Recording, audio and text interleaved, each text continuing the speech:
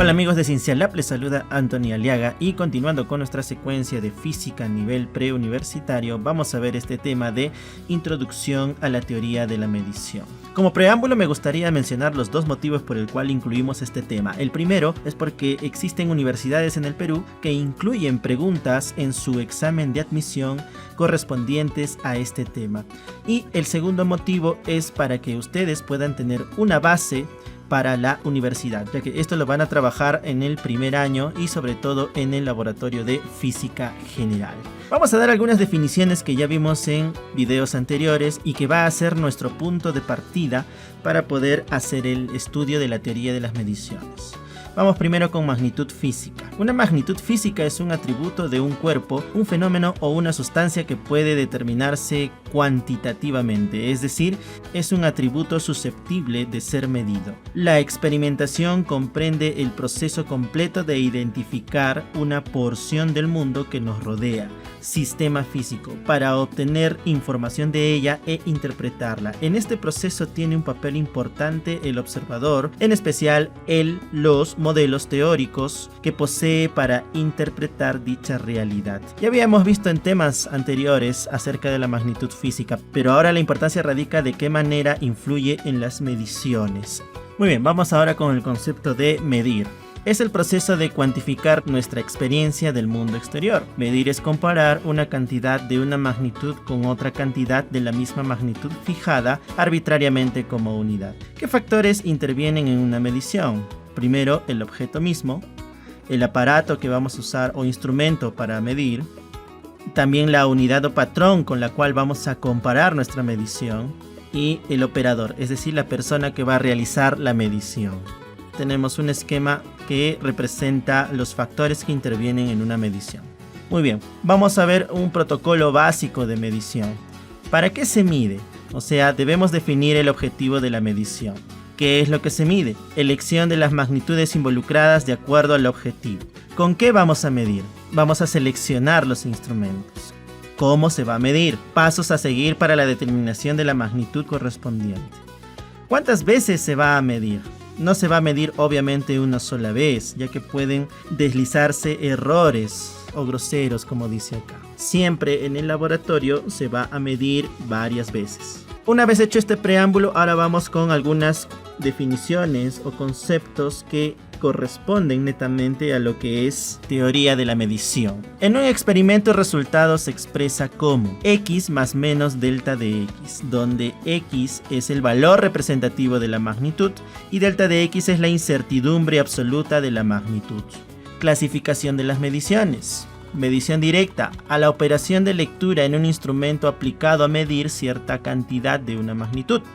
Ejemplo, longitud, la medimos con una regla, corriente con un amperímetro, temperatura con un termómetro y así sucesivamente. Medición indirecta es la que resulta de vincular mediciones directas a través de relaciones matemáticas. Por ejemplo, cálculo de la densidad de un cuerpo conocidas su masa y volumen.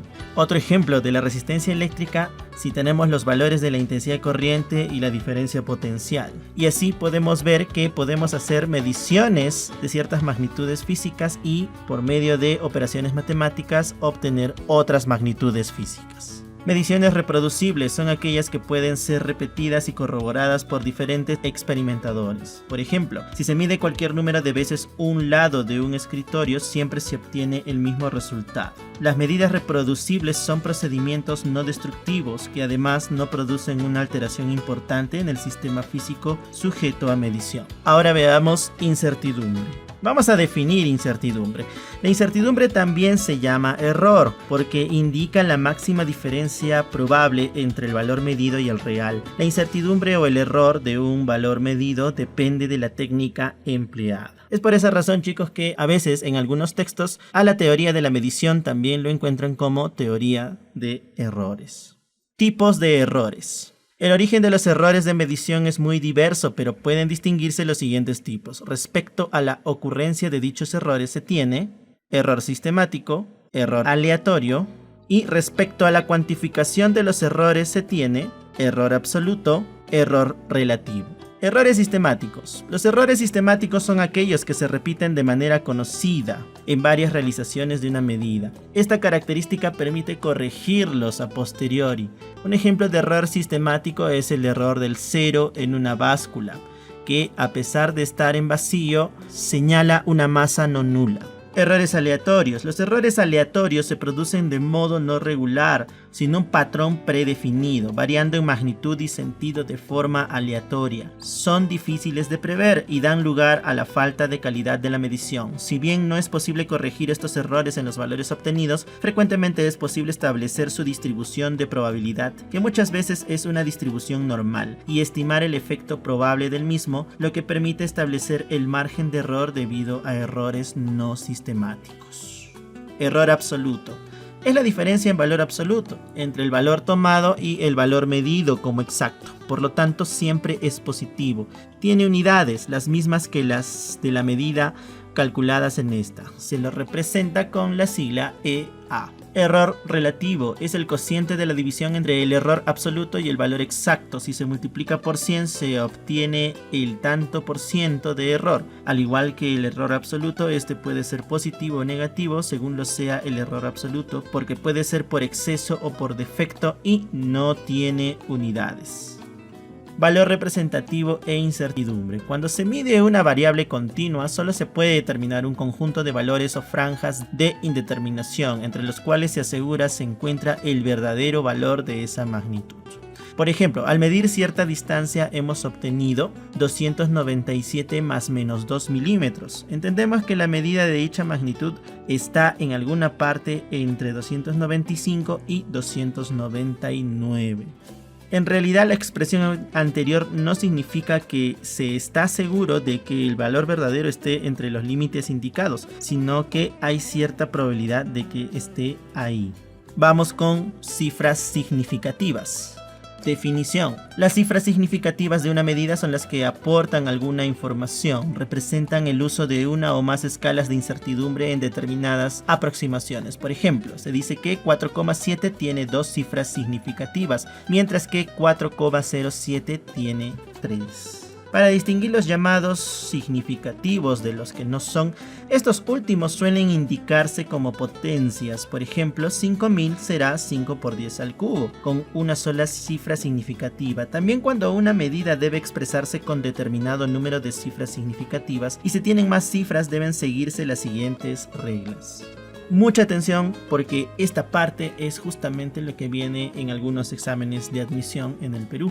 Primera regla. Si se necesita expresar una medida con 3 cifras significativas, a la tercera cifra se le incrementa en 1 si el que le sigue es mayor que 5, o si es 5 seguido de otras cifras diferentes de 0. Ejemplo, 53,6501 consta de 6 cifras y para escribirlo con 3 queda 53,7. Aunque el 5 le sigue un 0, luego le sigue un 1, por lo que no se puede considerar que al 5 le siga un 0. 0,1 no es igual a 0. Esto también lo conocen como aproximaciones, tal como lo deben haber visto alguna vez en aritmética. Segunda regla. Siguiendo el mismo ejemplo de 3 cifras significativas y la cuarta cifra es menor de 5, el tercer dígito se deja igual. Ejemplo, 53,649 consta de 5 cifras. Como se necesitan 3, el 6 queda igual, ya que la cifra que le sigue es menor de 5, por lo que queda 53,6. Tercera regla. Cuando a la cifra a redondear le sigue un 5, siempre se redondea hacia arriba. Por ejemplo, si el número es 3,7500, se redondearía 3,8.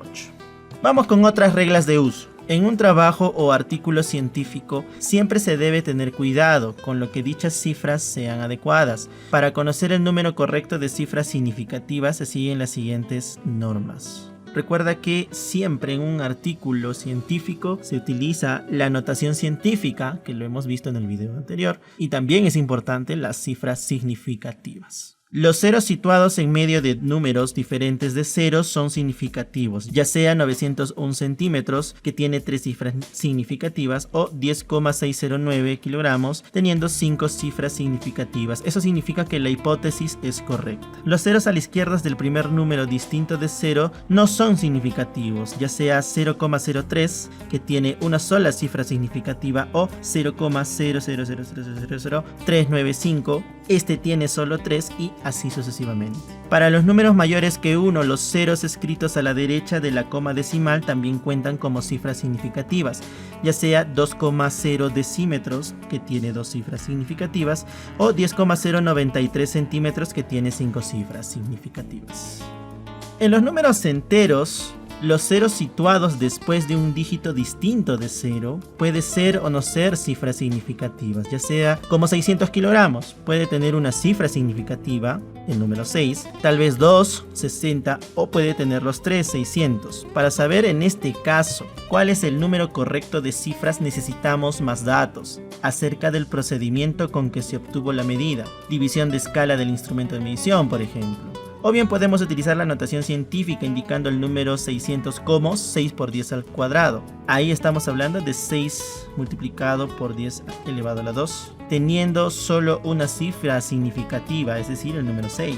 O 6,0 por 10 al cuadrado, tenemos 2 cifras significativas, 6,0. O 6,00 por 10 al cuadrado, especificando tener 3 cifras significativas. Chicos, parece inofensivo, pero lo van a encontrar mucho en los libros universitarios, sobre todo de física y química. Procedimiento en operaciones matemáticas básicas. Cuando usamos números con incertidumbre para calcular otros números, el resultado también es incierto. Al multiplicar o dividir números, el resultado no puede tener más cifras significativas que el factor con menos cifras significativas. Vamos con este cuadro de resumen. Cuando vamos a multiplicar o dividir, dice que las cifras significativas en el resultado no tiene más que el número que tiene menos cifras significativas. A ver, veamos. Ejemplo, 0,745 por 2,2 entre 3,885. Observamos que el número que tiene menor cifras significativas es 2,2, teniendo 2 cifras significativas. Cuando hagamos esa operación vamos a ver que en una calculadora tiene muchos decimales, pero debemos aproximarlo a 2 cifras significativas, que en este caso sería 0,42.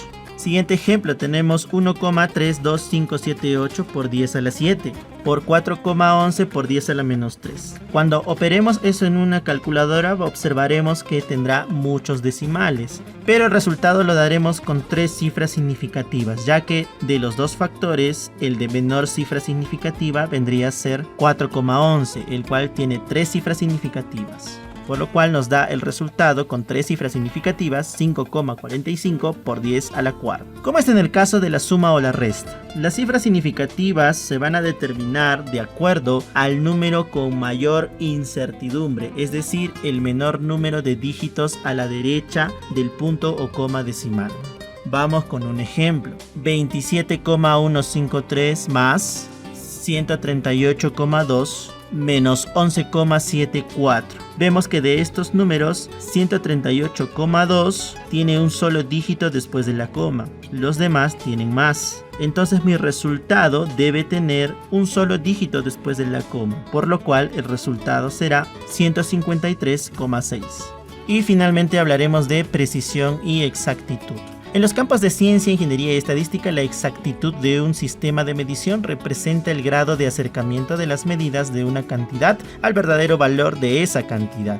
La precisión de un sistema de medición se encuentra relacionado con la reproducibilidad y la repetitividad y se define como el grado en que la repetición de una medición en diferentes condiciones muestra los mismos resultados. Aunque las dos palabras precisión y exactitud pueden parecer sinónimas en el lenguaje coloquial, tienen un significado deliberadamente contrastante en el uso del método científico. Un sistema de medición puede ser exacto pero no preciso, preciso pero no exacto, o ninguna de las dos cosas, o también ambas. A ver, veamos con un ejemplo lo que acabamos de mencionar. Como ejemplo de precisión y exactitud pongamos los disparos a una diana. La precisión y la exactitud en el disparo tienen que ver con la proximidad de los impactos entre sí, precisión, y con la concentración de los impactos alrededor del centro de la diana, exactitud.